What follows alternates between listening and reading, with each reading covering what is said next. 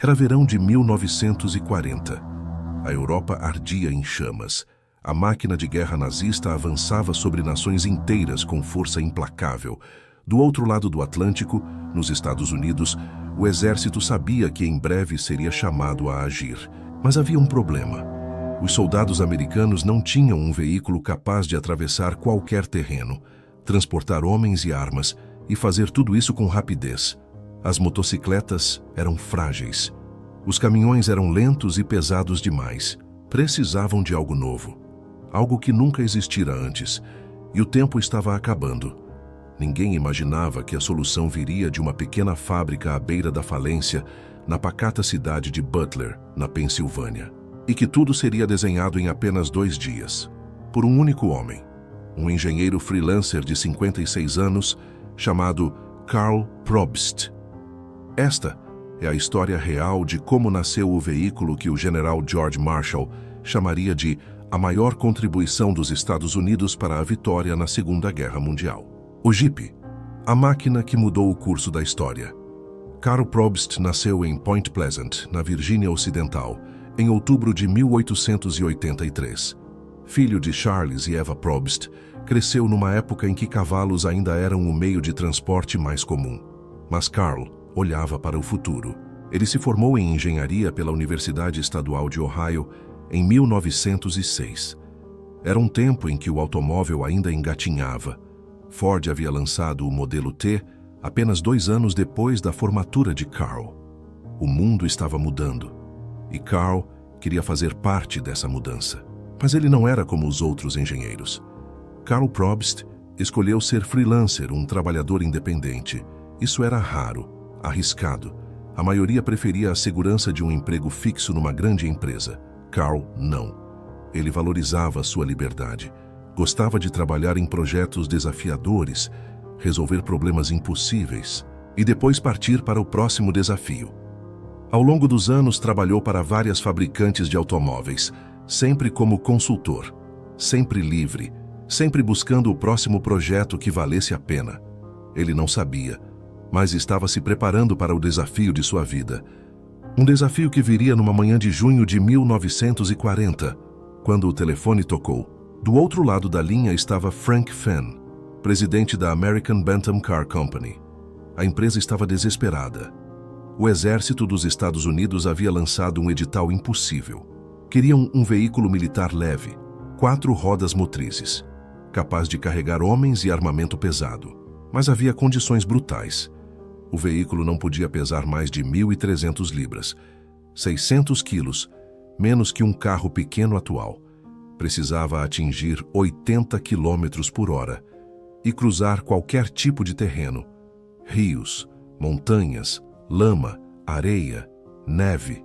O exército havia convidado 135 fabricantes a participar da concorrência. Mas havia uma pegadinha, um prazo absurdo, insano. Quem aceitasse o desafio teria exatamente 49 dias para entregar um protótipo funcionando. 49 dias para criar algo que nunca existiu. A maioria das empresas ignorou o edital. Era impossível. Mas a Bantam não podia ignorar.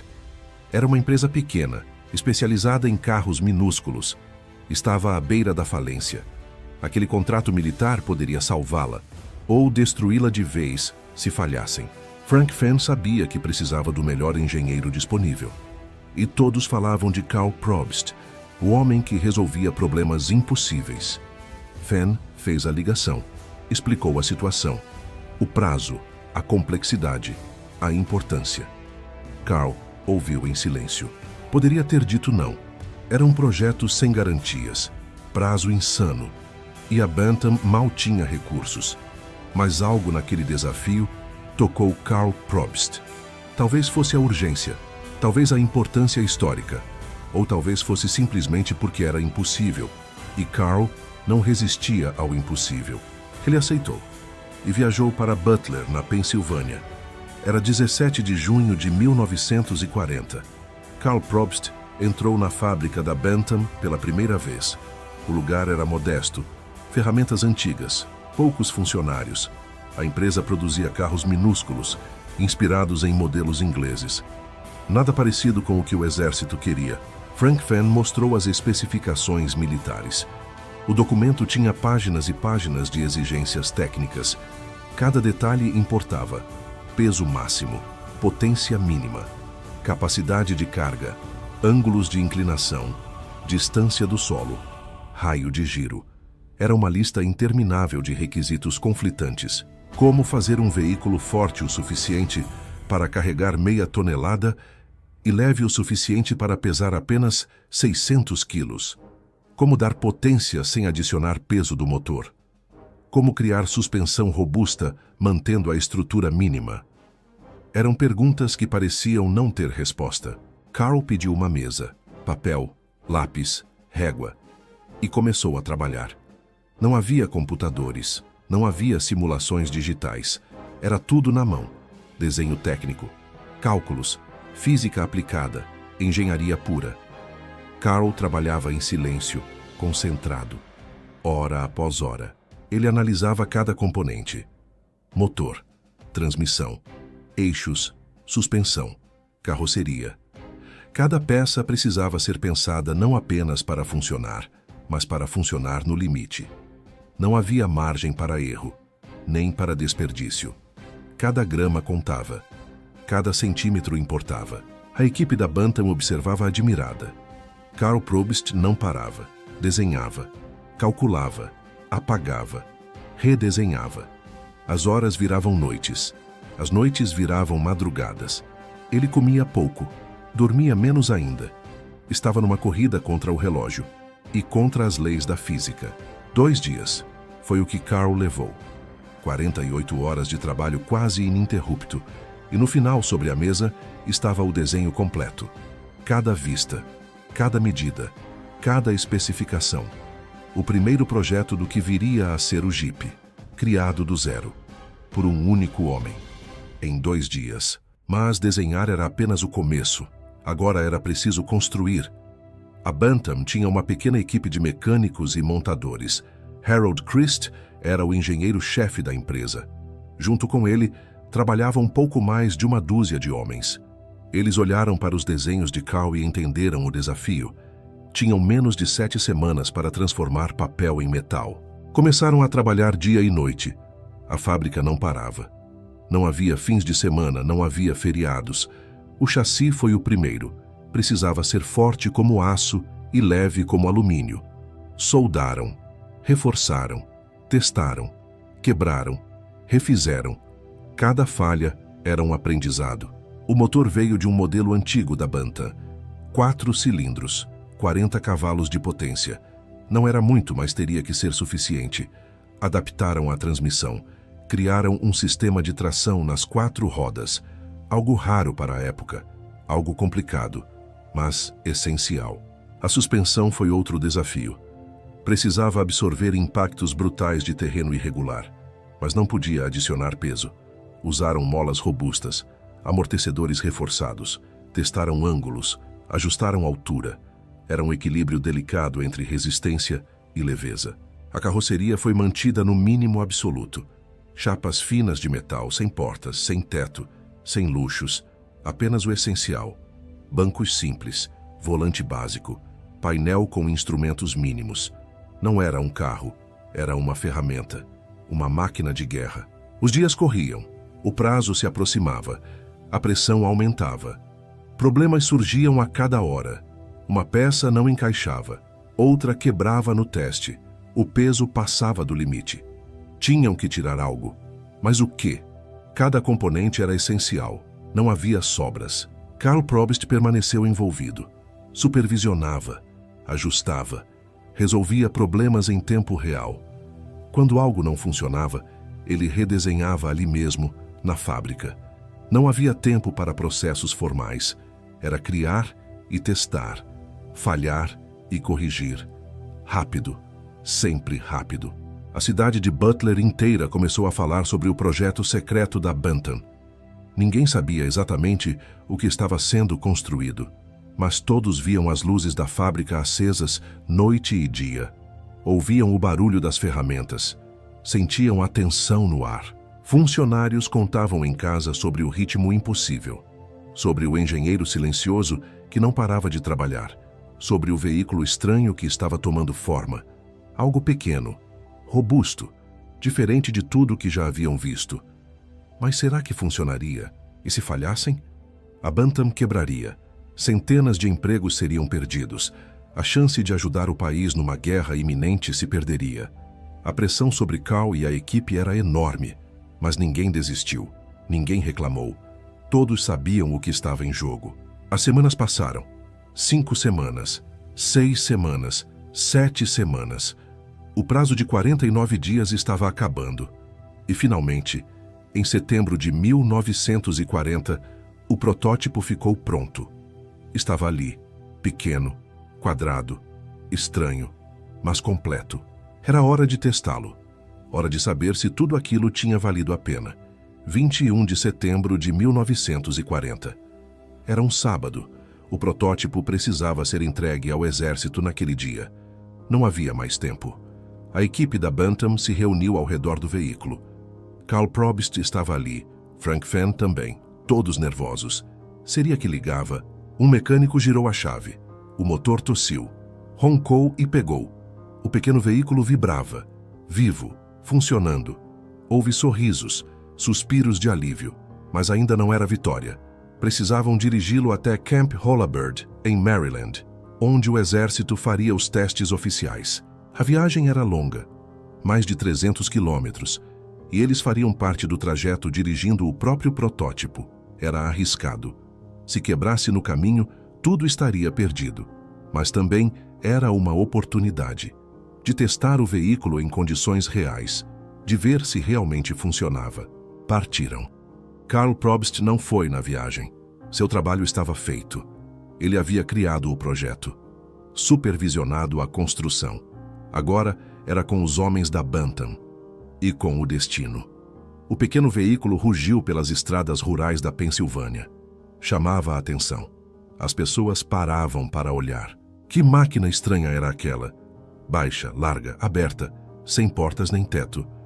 Mais parecia um trator do que um carro, mas andava rápido, subia ladeiras com facilidade, parecia grudar no chão. A equipe da Bantam sorria. Estava funcionando, realmente estava funcionando. Chegaram a Maryland, entregaram o veículo aos oficiais do exército e começou a fase mais brutal, os testes militares. O exército não tinha piedade.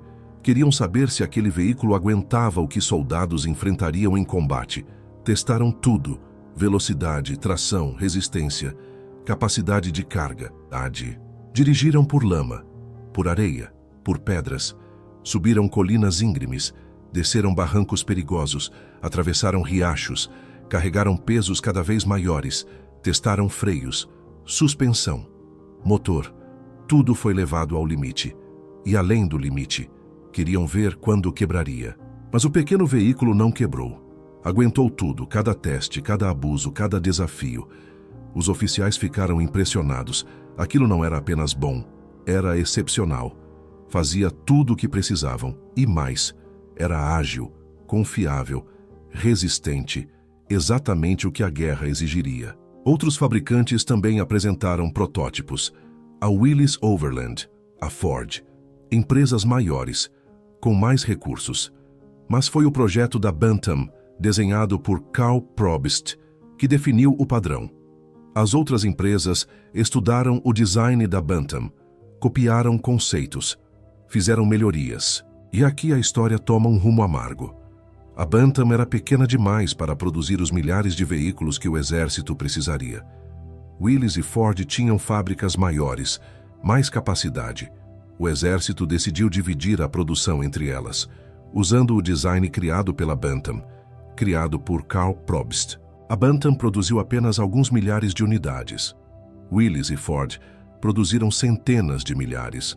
Foram os jipes da Willys e da Ford que foram para a guerra, que cruzaram praias na Normandia, que atravessaram desertos na África, que subiram montanhas na Itália. Foram eles que levaram soldados feridos, que transportaram munição, que puxaram canhões, que serviram em todos os frontes, do Pacífico à Europa, da neve da Rússia ao calor do norte da África. Mais de 640 mil jipes foram produzidos durante a guerra. Karl Probst nunca recebeu os créditos que merecia. Não ficou rico, não ficou famoso. Continuou sua vida como engenheiro freelancer, trabalhando em outros projetos, resolvendo outros problemas, em silêncio, como sempre fez. Morreu em Dayton, Ohio, em agosto de 1963. Tinha 79 anos. Poucos sabiam quem ele era. Poucos conheciam sua história. O homem que em 2 dias desenhou o veículo que ajudou a vencer a maior guerra da história. O homem cujo trabalho salvou milhares de vidas. Ficou esquecido, quase apagado da história. Mas a história tem uma forma de fazer justiça. Com o tempo, pesquisadores descobriram a verdade. Documentos foram encontrados. Testemunhos foram registrados. E o nome de Karl Probst começou a ser reconhecido. Hoje, na França, há uma rua com seu nome. Em Caen, perto do Memorial da Paz. Em Pittsburgh, ônibus levam seu nome. O Museu Nacional de História Americana guarda um dos protótipos originais da Bantam. E cada vez mais pessoas conhecem a história. A história do engenheiro silencioso que mudou o mundo em 49 dias. O general George Marshall, que comandou as forças americanas na guerra, disse que o Jeep foi a maior contribuição dos Estados Unidos para a vitória dos aliados. Maior que tanques, maior que aviões, maior que navios. O Jeep, aquele veículo pequeno e simples. Por quê? Porque ele estava em toda parte, fazia tudo. Levava comandantes ao fronte, transportava mensagens urgentes, evacuava feridos sob fogo inimigo, carregava munição para as linhas de frente, servia de ambulância, de posto de comando móvel, de reboque, de plataforma para metralhadoras. Soldados americanos o adoravam. Chamavam de muitos nomes carinhosos, mas Jeep era o que pegou. A origem do nome é debatida. Alguns dizem que vem de GP, de General Purpose, propósito geral. Outros dizem que vem de um personagem de quadrinhos, Eugene the Jeep, que podia ir a qualquer lugar. Não importa. O nome ficou e se espalhou. Soldados britânicos usaram jipes. Soviéticos usaram jipes enviados pelos aliados. Franceses dirigiram jipes na libertação de Paris. Até hoje, quando você diz jipe, todo mundo sabe do que está falando. Um veículo que vai a qualquer lugar, que faz qualquer coisa. E tudo começou com um homem, Karl Probst, um engenheiro de 56 anos, que aceitou um desafio impossível, que trabalhou 2 dias sem parar, que transformou requisitos conflitantes em um design genial, que criou algo novo, algo revolucionário, sem computadores, sem tecnologia moderna, apenas conhecimento, experiência, dedicação e talento. Talento puro. Karl não buscava glória, não queria ser famoso. Ele apenas queria resolver o problema, criar algo que funcionasse, e funcionou, além de todas as expectativas. Pense nisso. Em 2 dias, um homem desenhou a solução que ajudou a derrotar o nazismo, que salvou incontáveis vidas, que mudou a história do transporte, que inspirou gerações de veículos off-road, tudo em 48 horas. É difícil imaginar, mas aconteceu. É real. Há algo profundamente tocante nessa história, na simplicidade dela, na humildade de Karl Probst. Ele não estava tentando mudar o mundo. Estava apenas fazendo o seu trabalho, resolvendo um problema, da melhor forma que sabia, com excelência, com dedicação, com silêncio. Quantas vezes o mundo é mudado assim? Por pessoas que não buscam holofotes, que apenas fazem o que precisa ser feito, bem feito, no tempo certo, no lugar certo. São heróis invisíveis, cujos nomes raramente aparecem nos livros de história, mas suas criações permanecem. Suas contribuições ecoam. O Jeep que Karl desenhou mudou a guerra, mudou o mundo e continua mudando. Cada veículo off-road moderno deve algo àquele projeto de 1940. Cada SUV, cada utilitário, cada Jeep atual. Todos filhos daquela ideia original. E pensar que quase não aconteceu. Se Karl tivesse recusado o projeto, se a Bantam não tivesse conseguido o prazo, se o protótipo tivesse falhado nos testes, a guerra poderia ter tomado outro rumo, mais vidas poderiam ter sido perdidas. A história seria diferente. Mas Carl aceitou. A equipe trabalhou. O protótipo funcionou. E o resto é história. História real, documentada, verificável. Não é lenda, não é exagero. É a verdade sobre como um único homem, numa pequena cidade americana, criou algo que mudaria tudo. Quando olhamos para grandes eventos históricos, tendemos a pensar em líderes, generais, presidentes. Mas às vezes, a diferença é feita por alguém que você nunca ouviria falar. Um engenheiro trabalhando em silêncio, um desenhista curvado sobre uma prancheta, um pensador resolvendo problemas impossíveis. Karl Probst foi esse homem. E sua história merece ser lembrada, não apenas porque criou o Jeep, mas porque mostra o que é possível quando o talento encontra propósito, quando dedicação encontra oportunidade, quando um desafio impossível encontra a pessoa certa. Em um mundo que muitas vezes celebra barulho e autopromoção, Karl nos lembra do poder do trabalho silencioso, da excelência discreta, da contribuição sem esperar reconhecimento. Ele fez o que precisava ser feito, fez bem e seguiu em frente. E nisso há uma lição para todos. Não precisamos de holofotes para fazer diferença. Não precisamos de fama para deixar um legado. Precisamos apenas fazer nosso trabalho, com excelência, com dedicação, com propósito. O resto cuida de si mesmo. Karl Probst morreu há mais de 60 anos, mas seu legado está vivo. Cada vez que alguém dirige um Jeep por um caminho difícil, cada vez que um veículo off-road salva alguém em terreno perigoso, cada vez que a palavra Jeep é pronunciada, Karl está ali, seu trabalho está ali. E talvez isso seja mais do que fama, mais do que reconhecimento. É imortalidade de verdade.